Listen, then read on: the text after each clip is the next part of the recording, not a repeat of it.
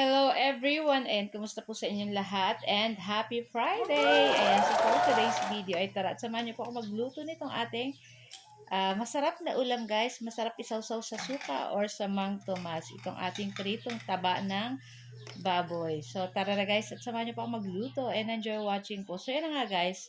So medyo nag-crave kami kasi may napanood ako sa video. Pinirito yung taba ng baboy kaya parang gusto rin namin kumain. Kaya ayan, so nakabili tayo ng taba ng baboy, ayan.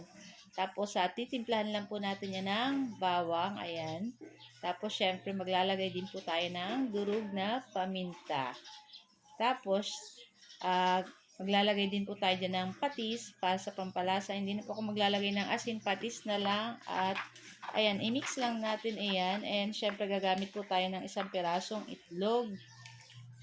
Ayan. Tapos, maglalagay din po tayo ng harina. Ayan. Kung may cornstarch po kayo, pwede nyo rin lagyan pa para mas crispy. Sa akin, okay na to guys kasi wala na akong cornstarch. Pero maglalagay ako nitong breading mix konti para mas malasa, mas masarap. Ayan.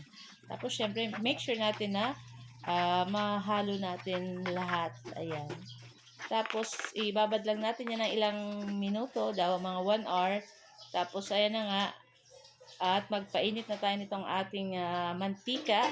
At pag mainit na, kasing init ng ulo ng jowa mo, charot. So, ayan na nga. At nagdagdag pa ako. Tapos, ayan na nga.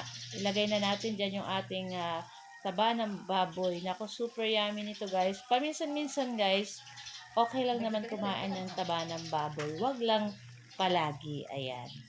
Lalo kung high blood po kayo, syempre, iwas po sa mga ganito.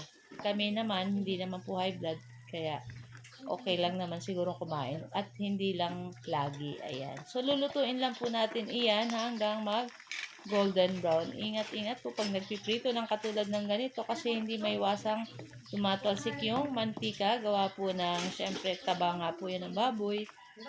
Kaya talagang hindi maiwasan na tatalsik talaga yan. Kaya, syempre, double ingat tayo pag nagpiprito tayo ng ganito. Syempre, balibalik din po natin iyan.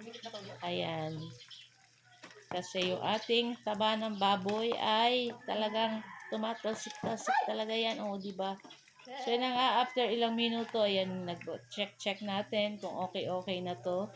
Pero, syempre, gusto natin yung medyo crispy pa, yung medyo natutoastan ng maray para pag kinain natin, hindi Pero masarap to guys, ayan. Basta mainit pa at ayan, dapat suka na maraming sibuyas na manamis-namis yung sausawan. Ayan. So, yan. Kayo po ba guys, ano po ang inyong ulam ngayon? Ayan.